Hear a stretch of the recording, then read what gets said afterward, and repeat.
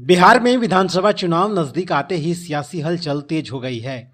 इसी क्रम में जनसुराज अभियान के संस्थापक प्रशांत किशोर ने अररिया जिले की जोकीहाट में एक विशाल जनसभा या बदलाव सभा को संबोधित किया। इस जनसभा में लोगों की भारी भीड़ उमड़ पड़ी, जिससे पूरा मैदान जनसैलाब में तब्दील हो गया। सभा के दौरान प्रशांत किशोर ने महागठबंधन और एनडीए दोनों पर तीखे प्रहार किए। उन्होंने कहा कि ओवैसी और बीजेपी वाले चाहते हैं कि सभी मुसलमान इकट्ठा होकर अलग अलग लड़ें, लेकिन हम चाहते हैं कि आप भाजपा को वोट नहीं देने वाले हिंदुओं के साथ मिलकर लड़ें। यही असली एकता और बिहार का रास्ता है। प्रशांत किशोर ने आगे कहा कि सीमांचल में जनसुराज उम्मीदवार सरफराज आलम बदलाव की नई रणनीति की शुरुआत कर रहे हैं। उन्होंने कहा कि आरजेडी को मुसलमान 30 साल से वोट दे रहे हैं, लेकिन बदले में मिला क्या? अगर आप वाकई बीजेपी को हराना चाहते हैं तो आप कांग्रेस या आरजेडी को नहीं बल्कि जनसुराज के साथ आइए। ओवैसी हैदराबाद देखे, सीमांचल देखने के लिए सरफराज आलम जैसे नेताओं को आगे आने दीजिए। देते उनका आंख थक गया। 30 बरस 35 बरस से तेजस्वी यादव यहाँ आए थे, क्या बोले? हम भाजपा को हरा देंगे, हम मोदी को हरा देंगे। मेरे भाई, बंगाल में मोदी को कौन पटका? यही प्रशांत किशोर पटके थे।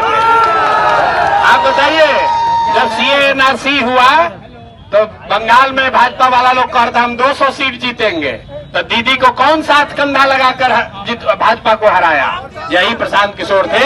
अगर आप हमारे साथ जुड़िएगा तो हम आपको इतना ही कह सकते हैं कि ये जोकीहाट की लड़ाई सीमांचल तक जाएगी, सीमांचल की लड़ाई बिहार तक जाएगी, और अगर बिहार में ये चीज हुआ तो ये बिहार में रुकने वाला नहीं है। देश में भी हम ही लोग इनको रोक कर दिखाएंगे।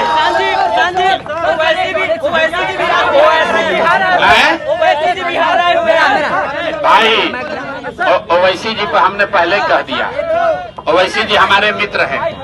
ओवैसी जी को हैदराबाद देखना चाहिए, और सीमांचल जो है वो सरफराज भाई जैसे नेताओं पर, सीमांचल के बच्चों पर छोड़ देना चाहिए। ओवैसी साहब जो कह रहे हैं वो मुसलमानों के हक की बात नहीं है।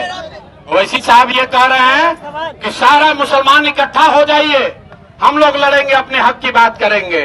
मेरे भाई, यही चीज तो भाजपा भी चाहती है कि सारा मुसलमान इकट्ठा हो जाए, हिंदू के खिलाफ हो जाए। इसलिए जनसुराज ने रास्ता बताया, मैंने अभी सबको सिखाया।